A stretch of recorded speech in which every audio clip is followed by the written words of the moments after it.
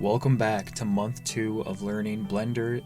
This month we focused on visual effects and learning all the basics of putting a CG element into a realistic or digital scene. To start off this month, I went to a basic visual effects VFX course by this guy right here. He's got a paid version as well, and you kind of go through the basics of learning motion tracking, planar tracking, and importing CG elements into a realistic scene.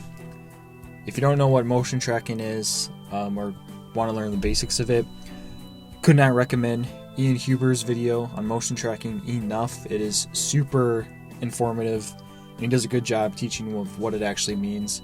What I understand is pretty much just replicating your physical camera, the movement that you did while shooting, into a digital space like Blender. I also watched the Greenscreen video by him, another really good video. His videos are like 5 to 10 minutes long and you can watch them just over and over and over again because there's so much good information in there. But in his Greenscreen video, he shows just the possibilities of using a simple green screen setup and building just these massive worlds that he's created in some of his videos that he's done recently.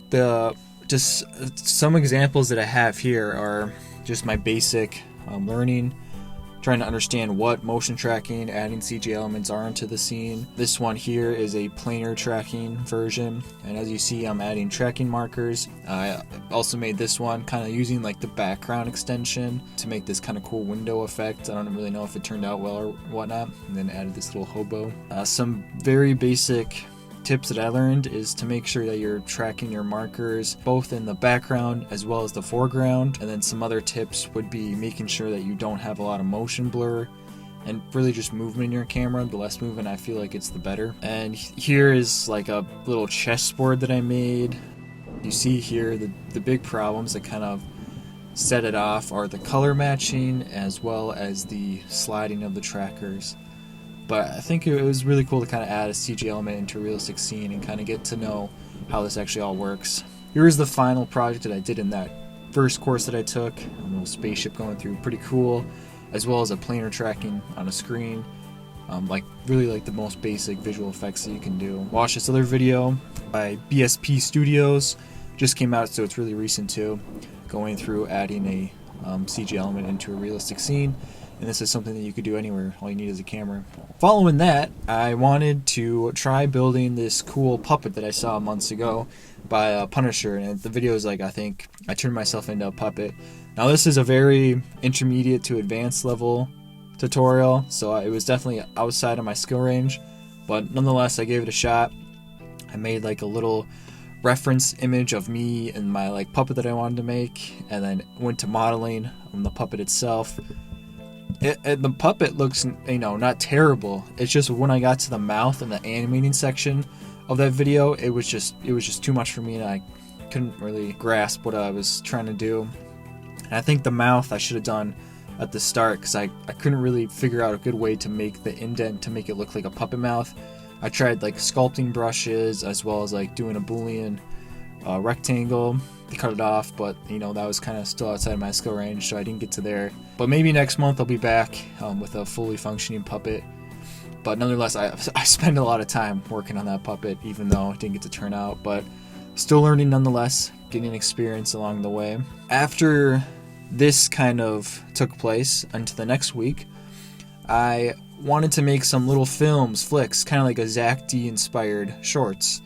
And my spin on it was to make some little biblical videos. I have one of like the Good Samaritan, just using like simple characters and animations from Miche-Miche and putting them in like a very simple background. I also got one like David and Goliath, so super funny thing. They kind of look like old video game graphics. But I really was interested in trying to implement my own characters and clothing into these shorts, and so I kind of went down by a couple I mean a lot of rabbit holes of trying to find the best way to do that. One of them was the Make-Human add-on, which is free. It was cool. I would highly recommend that. Where you're able to just like click a few buttons and you make like this model of a human. It's a little unsettling. It kind of reminds me of like a scene from Blade Runner, like they're creating the clones or the androids, whatever they're called. You can like inset their eyeballs and add hair and like basic clothing and whatnot.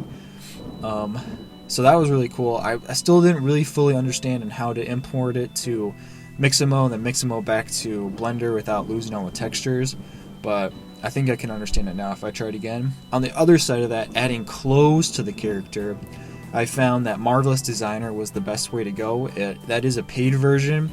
I didn't really get to find any good free versions for clothes. If there's any out there, let me know. I'd love to hear them, as well as kind of like a low learning curve. I didn't really want to spend a lot of time on that subject. I kind of wanted to hit other topics during my month, so I didn't get to actually spend time more on the character creation and clothing, but maybe the next month or month to come I'll focus more on that. Yeah, that was interesting nonetheless. Good to experience, kind of get exposed to the different add-ons. I would also point out, if you are kind of at my level right now, kind of intermediate, beginner level, check out the Eternal Ascent breakdowns, or just any of the breakdowns from the Kinetic Rush competitions by Clint Jones. If you watch like the top 100 or the top 5 winners, and you just find one that you like or enjoy, and then look that up on YouTube, most of the time the creator who made that has a breakdown of how they did that. Super awesome, especially for noobs like me who don't understand like a solid workflow when it comes to building a scene like that from start to finish. I would highly recommend the Eternal Ascent breakdown. I think they got 3rd place. I'll put it right here. He goes through like his whole process and workflow of building this crazy cool scene from start to finish, from like reference to final render. So check that video out. While watching, tons of YouTube videos over these past 2 months, the consensus kind of seemed to be that Blender doesn't have the best compositing workflow, I guess you could say, and it's almost better to use other softwares like DaVinci. I think it's, Fairlight? Is that right? Or Nuke Compositing. And apparently Nuke is the industry standard. It is very popular, but also has a high learning curve, but super powerful nonetheless. And so after watching a couple of videos, I decided to download Nuke. There is a non-commercial version, which is free. I started watching Hugo's Desk. He has a playlist of like a dozen videos that are like from a live stream, and he goes through like an introduction breakdown of how Nuke works and some basic nodes and whatnot. I was able to watch like one video, and then I kind of got a little bit overwhelmed and was like, you know what, I'll just stick with Blender for now. But yeah, I was still nonetheless able to be exposed to, some of the different nodes and how Nuke works, and color compositing and matching and all these like high tech terms that I just never understand and kind of went over my head. But if you're looking at compositing, check it out. For my final week or so, I wanted to make a environment and put in a character / me using a green screen. So I went to Amazon and I purchased a pretty cheap green screen. It was like $30. This one was big though. It was like 10 by 20 feet. Here's a quick time lapse of me setting it up, and was able to kind of create this simple scene in Blender. And this was kind of based off of a video by Phil Flock. He's got some really good green screen videos on how to make these like cool immersive scenes. Here's kind of what I was able to turn out and create. I didn't have a ton of lights around me, so I was just using what I had, and I think matching your 3D model lighting compared to your realistic lighting is something I need to work on. And then I kind of did some like basic color matching to kind of learn how to do that. Here's the before and after of that. So that's kind of how the green screen footage worked out. For my last couple days of the month, I wanted to create a simple scene using motion tracking and the skills that I've learned over the past month. And I decided to create a little Minecraft scene using some Minecraft characters I found on Sketchfab and add them into this realistic scene. The first video here is just an old video of me camping on this abandoned pillar, and I wanted to add this like little Minecraft spider climbing up and then attacking me, which was kind of funny. The biggest problem with this is I didn't recreate my camera settings into the digital settings in Blender, so the aspect ratio and I think resolution was off a little bit. Yeah, don't overlook that step, it's important, and it'll help you in the long run, because my like footage was like shrunk and I had this like black border around my screen, and when I imported my CG element, it would like pop off into the black background and then pop back into the footage. So Lesson that I learned is make sure that physical camera settings are the same as your digital camera settings. I mean, that may not even be the issue, it may be something else. Here's the other one I made. It's a little bit better. Just like a simple Minecraft zombie walking down a hallway. Yeah, I don't know what else to say about this. It was pretty easy because there's less motion blur and motion tracking compared to my other footage. And then my color matching also was a little bit better too. I'm just using some simple nodes. I think I have an image here.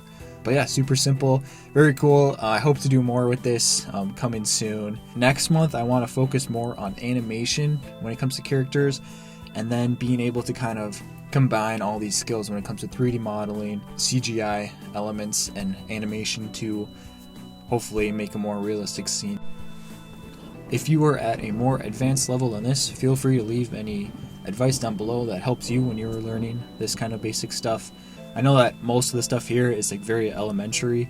It's almost like saying like, oh, I can count to 10 in Spanish. You know, it's very simple, but it's cool to do it in practice after, you know, seeing other people do it. Hope to see you in the next month. Feel free to leave any questions you may have down below. I would love to help you guys out in my very basic knowledge that I have. And yeah, see you guys later.